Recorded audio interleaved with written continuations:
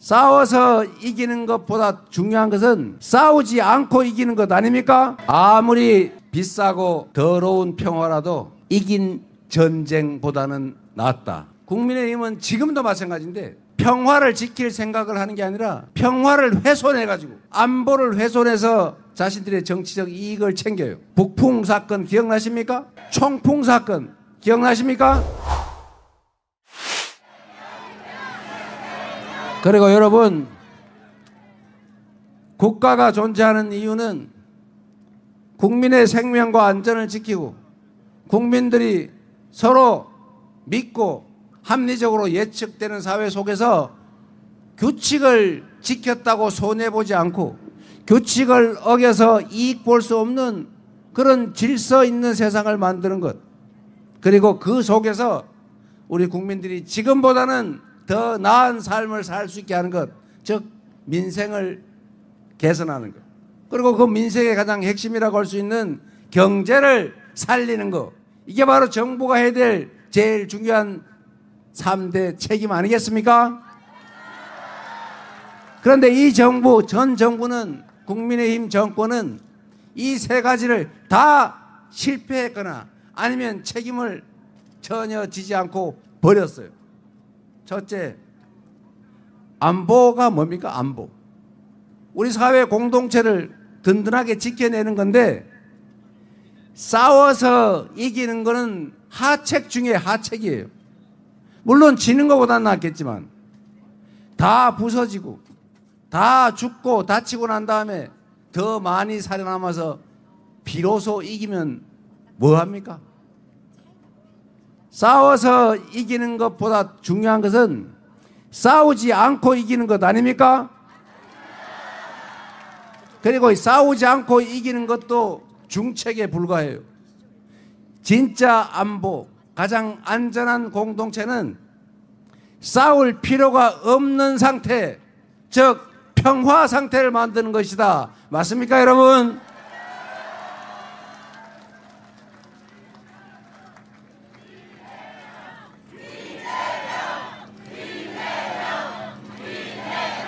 아무리 비싸고 더러운 평화라도 이긴 전쟁보다는 낫다. 동의하십니까? 그런데 이 국민의힘은 지금도 마찬가지인데 평화를 지킬 생각을 하는 게 아니라 평화를 훼손해가지고 안보를 훼손해서 자신들의 정치적 이익을 챙겨요. 북풍 사건 기억나십니까? 총풍 사건 기억나십니까?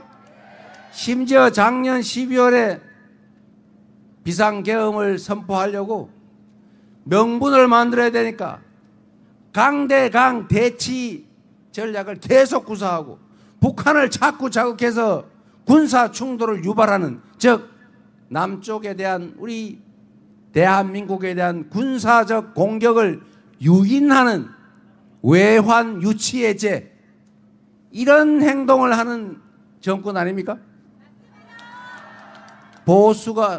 보수는 안보를 잘한다고요?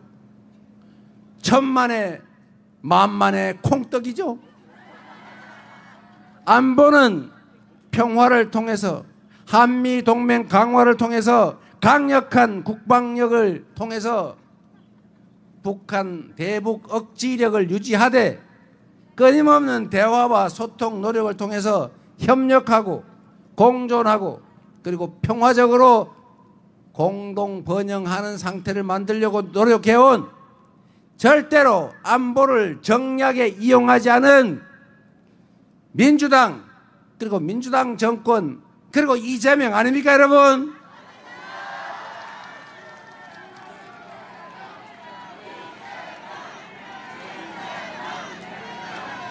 그런 걸 보면 확실히 안보는 민주당이죠.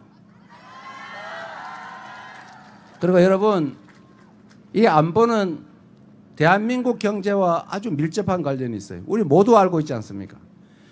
휴전선에서 자꾸 티격태격하고 전쟁 발발 가능성이 높아지면 이 국제화된 사회 세상에서 외국인 투자자들이 철수해요. 신규 투자를 망설여요. 주가가 떨어져요. 수출이 잘 안 돼요.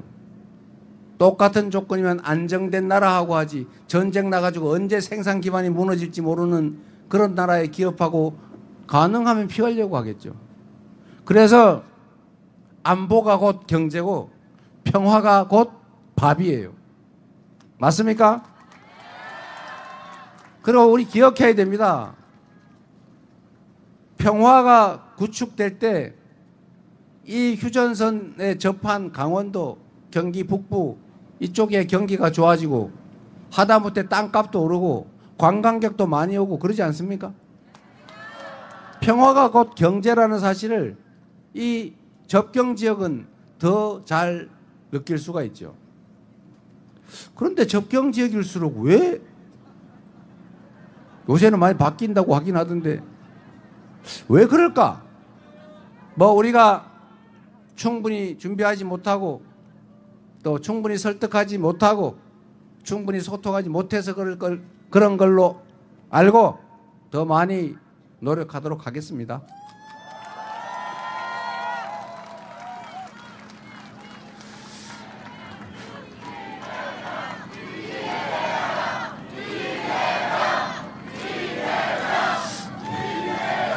그래서 이 춘천이나 철원, 화천, 양구, 인제, 고성, 뭐 저쪽 북쪽 다 이게 한반도의 분단 그리고 이 대한민국의 안보 때문에 정말로 특별한 희생을 치러왔잖아요.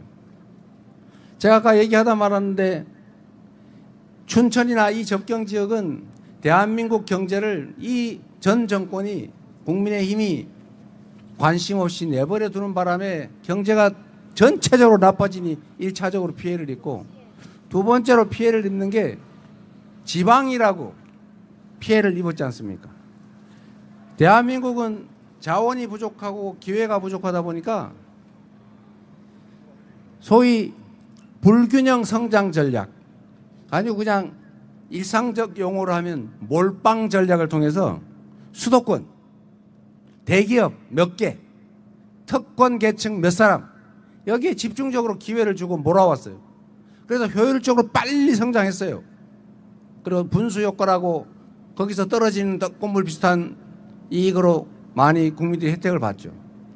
이게 대한민국 성장에 상당히 큰 효과를 봤는데 이제는 그게 한계에 도달했어요. 춘천에는 땅 한 평이 아마 뭐 100만 원, 200만 원이면 웬만한 임야 뭐 공장 지을 만한 땅 구할 수 있을 것 같은데 저 서울 경기도 일대를 가면 개발도 아예 못하는 임야가 500만 원씩이에요. 아파트 한 평에 막 3억 가까이 해요. 그런 지역에서 국제적 경쟁력을 가질 수 있겠습니까? 막 미어 터지고 있어요. 거기는 무슨 GTX 노선 하나 만드는데 7조 원에서 막 12조 원씩 들어요. 이 춘천 강원도는 500억 1000억이 없어가지고 손가락 빨고 있는데 이 불균형 성장 전략 때문에 이 강원도나 저기 뭐 충청도, 저 경상도, 전라도 이런 데는 소외됐지요. 또 이 춘천 같은 데는 접경 지역이라서 대한민국 안보를 위해서 개발 제한, 기업 입주 제한, 상수원 보호구역 제한 뭐 이런 것 때문에 사실은 또 한 번 규제를 당해서 이 삼중의 피해를 입고 있는 겁니다. 그래서 대한민국은 저는 그렇게 생각해요. 제가 수도권의 시장 그리고 경기도지사를 하면서도 수도권 규제 완화 이런 거를 여당 정치인들이 막 외칠 때 제가 언제나 반대했어요. 수도권 규제 완화해가 수도권으로 막 몰려가 나라 뭐 망칠 일이 있냐. 이제는 수도권 집중을 완화해야 된다. 지방도 함께 사는 균형 발전 전략으로 대전환을 하지 않으면 대한민국이 더 이상 지속적으로 성장할 수 없다. 똑같은 재정 지출을 하더라도 서울에서 거리가 먼 데는 인센티브를 더 줘야 된다. 아동수당을 주더라도 거리에 따라서 인센티브로 더 줘야 된다. 이재명에게 기회를 주시면 이 거리에 따른 수도권 집중해서 소외되는 거리가 먼 지역일수록 더 많은 재정을 배분하고 정책적 배려를 하는 것을 기본적인 원칙으로, 그리고 가능하면 법제화까지 할 생각입니다.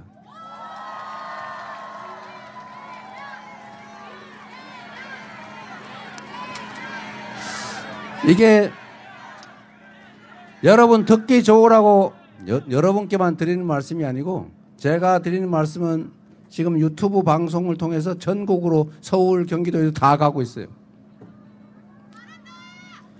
왜냐하면 이미 합리적인 서울 수도권 거주자도 알고 있어요. 이 나라가 이런 식으로 수도권 1극 체제로 수도권 과밀을 벗어나지 못하고 계속 집중되고 지방은 소멸되게 되면 대한민국의 미래는 없다. 사람으로 치면 심장은 자꾸 커지는데 피가 몰려가지고 손발에는 피가 없어서 괴사를 한다. 이러면 결국 사람이 죽습니다.